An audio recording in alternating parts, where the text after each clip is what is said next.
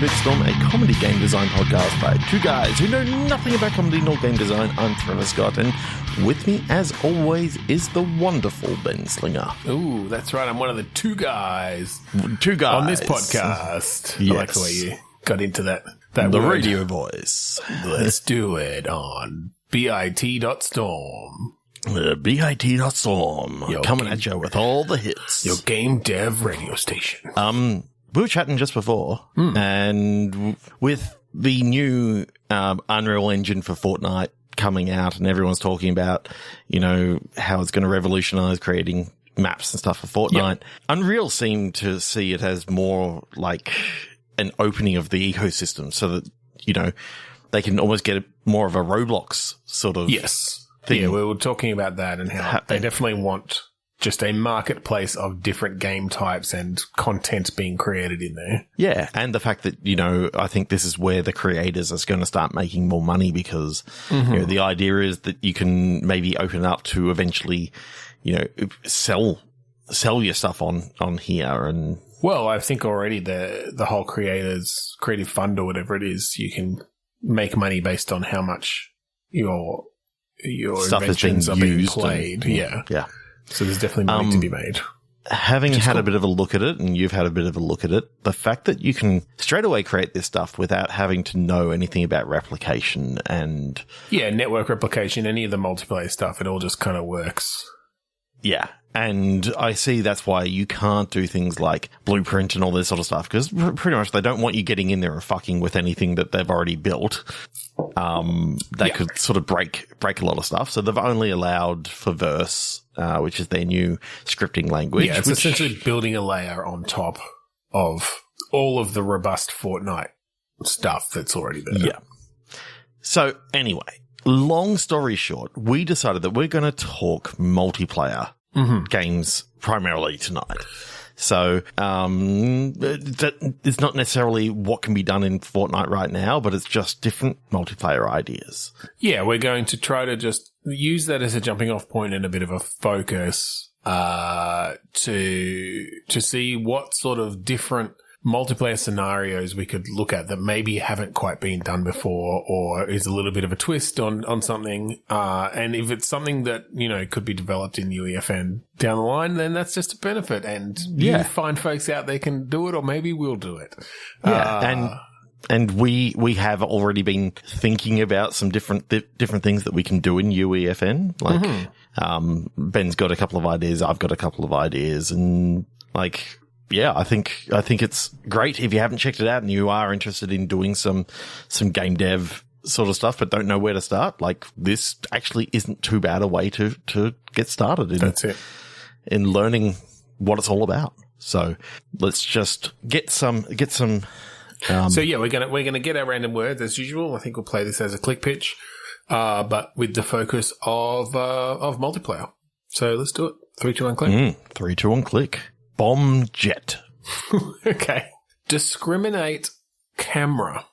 Ooh, okay. Camera I find interesting, and we're not going to do this for everyone. But I think this is definitely something that would be difficult in UEFN. But it depends. I mean, if you just every time that something happens, you just go back to a cinematic, like. Well, I was more thinking. Yeah, I was definitely just. My mind went to something where the camera is. Plays a big part in a multiplayer experience. Maybe it is that because yours is jet bomb. Yeah, a bomb jet. A bomb jet. Maybe there's just like a jet flying over the top constantly, and you can somehow hack into the camera of that at certain places or by doing certain actions to like drop bombs on the area. I know, like, Call of Duty has sort of aspects of that, as you like, you know, but it's a constant thing. Maybe only one team or one person can be hooked into it at any point or something. So it's sort of fighting for control over it in a way. I kind of like the idea of having, you know, different areas separated by by a fucking massive wall. So the only way that you can actually destroy the other team is by sort of working out where on the island they actually are and like, going, okay, they're in this quadrant here or they're in this section here. Maybe try dropping the bomb now. So you go in and hack in right at this time and you got someone that's sort of interesting looking. because maybe it's about reconnaissance as well then. So perhaps the bombs are limited, but either you can hack in and then also like do snapshots or like do pings at certain areas to sort of get a feeling for or get a sense for where they are. Or you've got some other tools that you can like send a drone over the wall, but like they can shoot it down. But it's like, oh, well, I got to, it's sector 4G before it was shot down. So there's definitely some activity in that area. Like, are we hacked into the thing right now? I'm actually seeing this as like your jet you can direct it as to where to go because this is literally a first person battleship game in which you go, oh, okay, almost we haven't attacked here. Like that would actually be kind of cool. That'd be cool, particularly if you had to set up structures in sectors. Yeah. To both perhaps generate your drones or hack it, the more of a certain type of structure you've got, the faster or more easily you can hack into the jet. I do still like the idea that there's just one jet between the two teams. Yeah, and it's going... Yeah. And maybe even that there's a window of time where it's just not available, so you have to focus on, okay, this is the time that we've got reconnaissance or whatever, and then it's like, oh shit, the jet's been detected overhead. Run over to the hacking station, try to get in. You're essentially fighting against the other team to hack it at the same time in some way. Maybe you've got other tools to disrupt their hacking. So it's like, oh shit, throw a EMP over the fence, over the wall, so that we can get a leg up on the hack. And then it's like, okay, and now you get to choose fucking 3 sectors or whatever to drop bombs on this round or whatever the limitation is. Yeah. That's pretty cool, actually. That'd work well. I'd actually work well in Fortnite too, just because it's got fucking great draw distance and shit. Like, you already know you can view from above really well because you've got the battle bus up there. But just the idea of not being able to, like, you got this massive sort of structure that you cannot see over, so you don't know where it is, but you know that it's effectively the same layout on your side as it is the other. Well, and I think when you do hack the jet, you get a view of their side. It might not be close enough that you can see where the players are running around or even where certain structures might be, but you know the layout, you start to get a sense for it. Yeah, and I'm liking the idea that, you can repair to a certain point, but there's, basically what you can do is stop the fire from spreading to destroy the rest of the structure. But what's already destroyed is destroyed, sort of thing. But I guess what's the win condition? Is it just that, destroying the structures on the structures? So you reckon to begin with, there's like a build period? I think if you kill someone that was nearby a structure or whatever, that basically means that if you've hit a structure and you happen to kill someone at the same time, you know for a fact that, unless they had someone else there, that fire may actually then take out the next part of the structure. That person will still be able to respawn back at the base, but, they won't be able to get there quite. Yeah, okay. Quite so there's a bit of strategy around placing the structures. So you've got the risk of putting them closer together, but if they're closer together, you don't have to run as far to get to them or to get between them. That's cool. Actually, I like that as a battleship. Take on battleship, essentially. I reckon you could just do it a 2v2 sort of thing. Like, it'd be... It depends on this. I think it depends on the area you want to do. I reckon 4v4. I reckon you go as high as that. You'd need good communication. You'd need good communication, or you'd need, one team can sort of, someone can be, firing off the chaff to sort of try I was going to say destroy the bombs and anti-aircraft. Is there a way to protect against it? That's a good point, actually. I think there could be that you could either build automated things that you've only got like one that you can place or two or something. So you have to decide, okay, which buildings are we going to put these near? Yeah. Or maybe they're manned. Maybe you have to. Maybe instead, if you're like too far away from your like communication station to hack the jet when it comes over, you're like, oh shit, just get in the fucking turrets. Like, they're going to get it, but we're going to stop them from hitting our buildings because we're going to be ready. I do like the idea of each team has like a scout. Okay. That is on the ground that can actually pass through. Like, that can pass through like a small little section. I mean, you've already got the Falcon Scout in the game.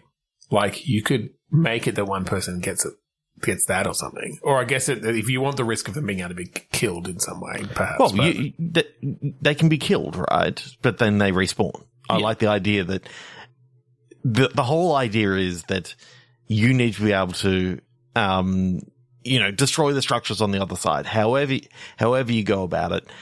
I like the idea of having one player as a scout or designated as a scout, and that person can go through like this one gate and actually make it into the other side. They can be killed by. Yep. Are they like a commando in Command & Conquer, though? They can like blow up one building or something. They've got one C4 blast. I just like the idea of that they have to actually communicate back to their team, saying that around this area or off to the right, looking northwest, blah blah blah. Approximately, like I think it's in. I mean, it depends if you have actual named sectors or if you're just. I guess it might be too easy if you have actually named sectors. You might just want it to be based on landmarks and the big oak tree, closest to the left side of the wall, slightly northeast or whatever. Yeah. The structure's in the valley, so it's going to be hard to hit. Yeah. That's really I like cool. This idea a lot. Yeah. I can see that it would work better if you didn't have to sort of hack it into Fortnite sort of thing, but maybe, but I think it is actually an idea that could work well in Fortnite. Yeah. It would be a bit janky as they are, but that's going to be inevitable for a lot of these game modes. Yeah, that's cool. That's cool. Yeah. I love where we went with that, and we definitely used the words. That's one. Look, listen, that's one that I consider working on. Yeah. This one, I don't know how it's going to go. Governing candidate. Concluded casual. Okay. So this is some sort of political. Voting? Like, could you have some sort of voting mechanism in a multiplayer space? What were your words again? What did you say? Governing and candidate. Yep. Okay. For some reason, I've got the idea that it's like a 1v1, where you got a security guard on one side, okay, and an assassin on the other. Okay, so it's like a VIP, like protect the VIP sort of thing. Protect the VIP, and you don't know what this person is going to be dressed like. Like they're just what walking through the VIP is, or so no, you know who the VIP is. They're on stage. Right, you've got to find, the person out there that could be taking aim from anywhere, which place. But of course, if you're in front of the VIP for too long, the VIP gets annoyed and, can send you away sort of thing. Like, well, and I think there's a risk of you being taken out too, which is obviously also a lose state, because if you're taken out, then the VIP is basically fair game. What I like is that it's almost one of these things of you got the one bullet, kind of like the spy, kind of like a spy party thing, where they've got one bullet to take him out. You don't want to take out the other player. You want to take out the VIP because But just having so what can the both of you in security first guard player. do then though to protect? Because if the VIP is just up there on stage, couldn't the assassin just like, what are we doing to prevent the assassin just like getting a vantage point and taking him out? It's going to be a pretty easy shot. Is it just you're literally like, do you just have to be near them enough and you've got time? Like time slows down when the bullet goes and you have to like do the jump. I do like the idea of in front of the VIP. You have to protect them with your own body. I could imagine like if you were able to make a distraction. I think if your bodyguard / security guy is too close to the VIP when this happens, then then they automatically jump in front. Right. But the idea is to try and, get the VIP, either ushered off the stage or something like that, just by, like, if there's a fire in the background, like, I don't know, you could have a few different. What are the methods the assassin has then? Obviously, they've got the snipe. They've got the just get close enough in the crowd and shoot them in the, Lee Harvey Oswald's death way. Sandbag to the head. Right. So, like, sneaky, like, making it look like an accident sort of things. Yep. Okay. They could even poison. Like, I like the idea of, you got to be careful about, did they get close to the water? They've got a bottle of water on stage, yeah. And so then as the security guard, what are your options? Because I like the idea kind of just that observational thing of the security guard, that a lot of it is around looking for the glint of the sniper scope, or, watching the crowd for someone who looks suspicious or is moving in a weird way, or, I think depending on what they actually do, there's a, something that you can identify, like it could be frayed rope. Like, and that's, that the sandbag is sort of being activated. So you got to sort of go, okay, so, you can actually mark down, keep the VIP away from this area. Oh, that water bottle there has got like a messed up label because, they right, switch that out or whatever. Yeah. So it's just that observation sort of thing of being able to foil all the things. Obviously, you could always have someone just come right in and do a Lee Harvey or Oswald, but I think that's actually a losing state for the assassin. For the assassin, because they didn't get away. Like, they were identified and caught. Like, yeah. Yeah, that's interesting. I mean, it's essentially sort of a cross between Hitman and Spy Party. Yeah. I think it'd be very tricky to balance, but it's a cool. It would be. It is. But I think let's move on. 3, 2, 1, click. Too hard to do in Fortnite. 3, 2, 1, click. Oh, definitely. Tiresome trial. Ooh. Eternal hip. Okay. Eternal hip. That's interesting. Yeah. So from my words, I definitely went to everyone's a juror. It's multiplayer jury duty. And you're trying to solve something, but see, I saw trial as, a hero's trials that they go through sort of thing. So it was almost like almost a Fall Guys situation then. Yeah. Like, you got to go through all these, What were your words again? Eternal hip? Yeah. Maybe it's hip as in, like, cool, like 70s style. Hey, I'm hip, man. And so maybe we just use that as it's set in the 70s, and that this is some trial to become one of the eternal ones. Yeah. So it is to become the next superhero. And so the players, all the players are just going through these trials. It's superhero trials. So in a Fall Guys-esque way, you're all competing against each other and eliminating each other. But it's like there's combat, there's, flying through hoops. Yeah.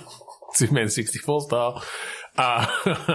There's, like disarming a bomb or something, or there's dodging bullets or whatever it is. I really like this. I think this could actually be really quite cool. Just, having whoever is number one is obviously whoever makes it to the final trial and makes it through it.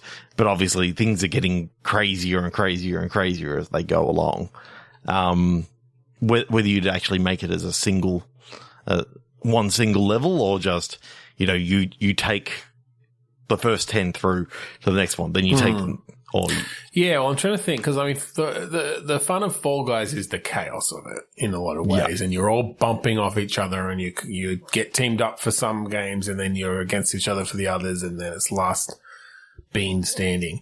And I'm trying to think how that sort of chaos would come across to this, because you'd want everyone to be playing pretty much at the same time. Yeah. Otherwise, it's just boring to watch other people do it, and yes, you're seeing what you have to beat, but you spend a lot of time spectating. So I feel like you all want to be in the same space. I just wonder how you make that work well. Yeah, and how you don't literally emulate just Fall Guys, because technically if you just change the story, like, that's exactly what Fall Guys is. In a way, yeah. But I mean, there's nothing, they certainly didn't, invent the idea of elimination. Of a gauntlet, elimination gauntlet. Yeah. Yeah. This is interesting. I think let's move on, though, because I don't think we have enough inspiration on there. Yeah, 3, 2, 1, clickety-click. What? I'm not using this. Hip trial. Mounted raid. Social cool. Ooh, a game mode where everyone is mounted. Has to be mounted. Yeah, well, I'm almost picturing maybe it's like a herding, like a cowboy game of some sort. So I like the idea that basically it's essentially the floor is lava game, but how everyone got away with it and has lived for so long is basically the way to move around is they're always mounted. If their mount dies, they also die because they can't touch the ground. So the floor, because the floor is lava. Is toxic. Yeah. To them in some way. So is there just a lot of like jumping between mounts and things, or from mounts onto buildings? So I think you can be in building. You can walk around buildings. You can be on rocks. You just can't be on the landscape itself. Like, I think there's something about the land, but you know, if you did happen to jump onto a rock, you could only be there for a short amount of time because it's still leaching into the body. Okay. And then is it? What's the multiplayer then? Is it competitive? Well, I think you've got a team that are now raiding. Like, say you got a team that are in like a castle, and you got a team outside, all being mounted raiders, and they're trying to work a way into the castle to basically take over, and it's the quickest. Sort of. See, I kind of like that idea without the floor is lava. Like, that always adds a complication to it that's unnecessary. I kind of like the idea just of an asymmetrical, like, one team is raiding on mounts and the other team is having to defend in some way. Fair enough. I just want that the team that is raiding, why would they not just jump off the mounts if the mounts are unwieldy? So one thing I was thinking, maybe it's like a water world situation. And it's not that the floor is lava, it's that it's all water. The floor is water. The floor is water. And they're in boats. Sharks. Well, they're on like skidoos, and you know, they're cool like mounts, or like fucking riding dolphins or something, you know, like they're skimming along the water on dolphins or something. But yes, that they can't just get off and like take cover and shoot. They have to be shooting from the mounts. So there's some element of continual movement, or at least they're exposed to a certain degree. Mm-hmm. And then the people in the fortress or whatever have, you know, a variety of weapons at their disposal, I suppose. Oh, I love the idea of like floating catapults. And like, basically, that'd be cool if you'd actually do the physics. So can you picture the physics of when they fling it and the rest of it like sinks as it goes up and then bobs back up? Oh my God. Just the idea of having, you know, just imagining now the cinematic at the start of you're all coming in on jet skis, and there's like these floating rafts that are being pulled in slowly by like trained sharks and shit. Yeah. Like, they're just being pulled into place. And, you know, the first part of the raid is literally, you know, you're sort of going in and doing as much as you can. Can you make it up onto some of the ladders to get up, you know, and start fighting amongst them? You know, can you sneak around the back? Yeah, that's it. I think the challenge comes from, it's a 360-degree raid, so you can't be covering all sides at once, really. So there is the possibility that they could get close without you noticing and then sneak in. And then you've got these like siege weapons, and the fortress itself has turrets and things that you can be using, but they only, you know, if they get in too close, they're not as useful. And I love the idea that catapults can destroy parts of the structure. But, I mean, if you did build it in Fortnite, you'd have to make it so that your pickaxe cannot do, like, I think this damage. One's probably a bit too complicated for Fortnite with some of the stuff we're talking about. I mean, you could do a version of it, but I think the best version of it with fun water physics and stuff is maybe not quite there. Sea of Thieves. Yeah, there you go. I could see it in Sea of Thieves. Sea of Thieves mod. I mean, Sea of Thieves already has some of this stuff, right? You had the fortress things or whatever. I love the idea of like mounted boat combat of, someone at the back, shooting stuff as the speedboat's just going across there's waves. Nothing that says the people in the fortress can't get in their own boats or jet skis or whatever and come out to try to attack them too. So certainly adds an element of expertise needed if you're like bouncing over waves and you're trying to get shots off over a long distance. Yeah, that's cool. Yeah, I'm not sure what sort of weapon the people on the boats should actually have. I kind of like the idea of like water-based weapons, sort of like spear guns and those sort of things. So not traditional weapons, and then you've got like technically crossbows, like for the medieval sort of like big ballistas and shit. Or so, yeah. Well, I think you've maybe even got special things that like they're designed to create waves almost, like that if they hit the water, they'll like create a huge wave outwards to like disrupt them and stuff. There's like big bell-shaped things on the end of the ballistas that just displace water as much as possible. Ooh, I kind of like what's actually happening is there's a massive tsunami coming. Okay. So kind of like in your Fortnite, how you got the storm coming in. Like there's a time limit, and these people effectively what they're doing is not wanting an additional group of people coming inside and taking up all their food. Right. So they're anti-refugee. But I think this is like a murderous gang. Like they're trying to protect their space. I think you kind of go all out, and you have like some NPCs that like if they come in and kill the NPCs, then basically that's effectively what the team are trying to protect. Right. That's pillaging and all that sort of stuff. Like a bit more of a win state as well. Yeah, is protecting the helpless people in the fortress. Yeah, protecting them with I just love the idea of sharpened sticks and stuff rather than actual bullets. Yeah, well, they all rusted when the water apocalypse came. Okay, let's do one more. Yeah, see what actually happens. Traveling hint. Persistent parrot. Okay. So I like the idea that parrot's always on your shoulder giving you hints. Yep. As you travel. How do we bring this into multiplayer though? And what are the hints? Is it like calling out? Is the parrot like, to your left, someone coming from the left? What if, and we haven't really seen this, this is a all in sort of brawl sort of thing. Mm-hmm. You got 4 players and they're all trying to get through puzzles and that sort of stuff to sort of reach something in the middle. But it's basically first one to get the artifact and get out. Right. And the idea is that, your parrot is giving you, the basic hints to sort of pass through these puzzles and that sort of stuff. The idea that, you've not only got to get in and you're sort of on a Indiana Jones, race against time. You're trying to be the first one in there, first one out, but you've also got other people all trying to do the same thing, all trying to backstab you. You can maybe work together to get in there, but at one stage you'll have to betray the other.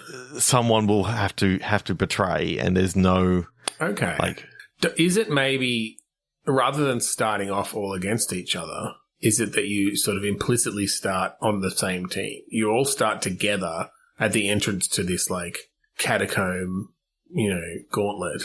With a parrot. Okay. Just one parrot. Yep. One parrot. And so the parrot is almost an asset. But then it's sort of a game of betrayal at certain points, or, by the end of it, yes, one person is gonna have to get out be the only one who gets out, but you can't actually get through it without working together in some ways. Yeah. Yeah. Or at least maybe it's harder.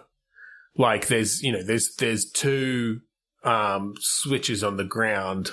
If you're by yourself, you have to like take a lot of time to like lug a stone over and put it on there and then stand on the other one, all the while you could be attacked by someone else, or if you haven't betrayed each other yet, you could just get through it by each standing on one.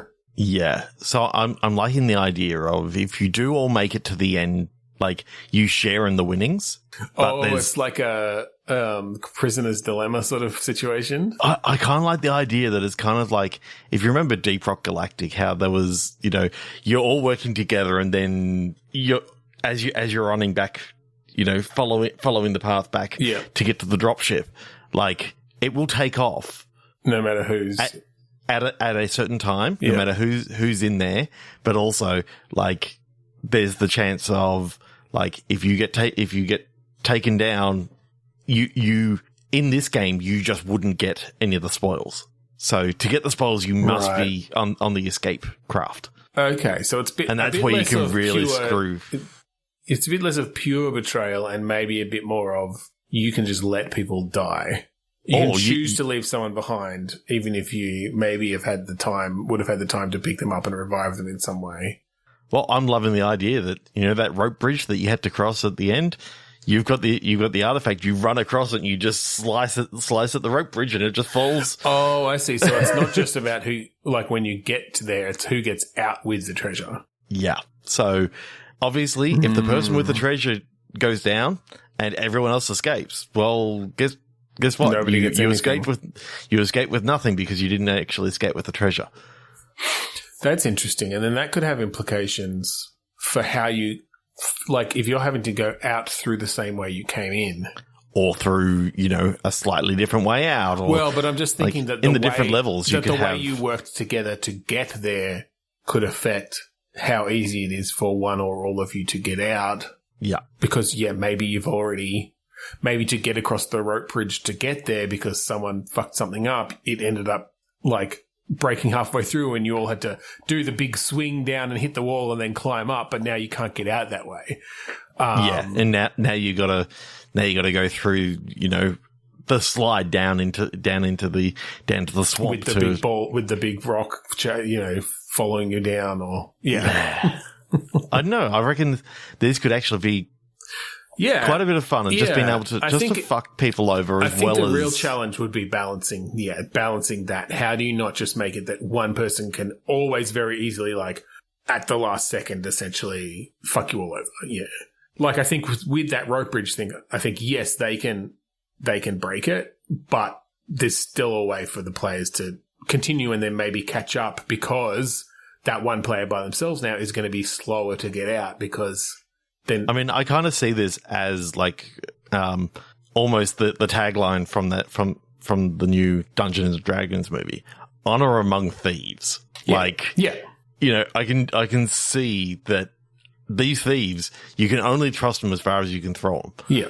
So I like the idea of it being four friends playing this, and there's just a time that they can just like. Fuck over your friends, but you're playing another round coming up. Like, yeah, well, and that's interesting because then what are the benefits? Obviously, you get more gold out. How do you balance that against this being perhaps a game that you're playing multiple rounds of with your friends for it to not just be? I mean, maybe it is. Maybe it's just that we can't fucking trust Trevor. Don't give Trevor the treasure at the end. Come on, I won't do it again. I did it last time. You can trust me. Ting. Is that little glimmer in your smile? There's a little the glimmer in the gold tooth. Yeah. The gold tooth that you got last time after the last thing. Well, and I love that idea of of it being reflected in your character, how much treasure you've managed They got like a grill, the Diamante grill.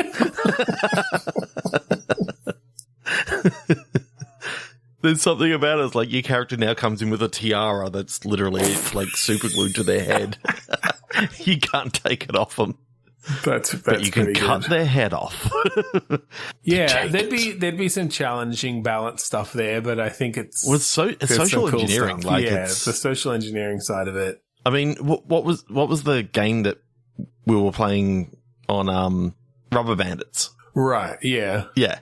How we'd be fucking each other over the entire time trying to get out, trying to steal as much cash as you can and getting out. Well, and if you made it, I guess if you made it a bit wacky like that, and you'd have to make the rounds relatively short, because I think the more people have invested into one particular run, to then be fucked over, like, is just going to add to the frustration. But if it's only like a 5 or 10 minute run, then okay. Yeah, the idea of making it into like the treasure vault sort of thing and picking out whatever you can, and then whoever gets out, within the time limit, basically they can fuck people over to stop people getting into the I think into even the craft. Like, I think the more you pick up, like the slower you move or something. Like, I think there's got to be challenges for trying to be greedy, but also like if you work together, you can all grab more and get to the end, because you're working together. But if one person just grabs a ton,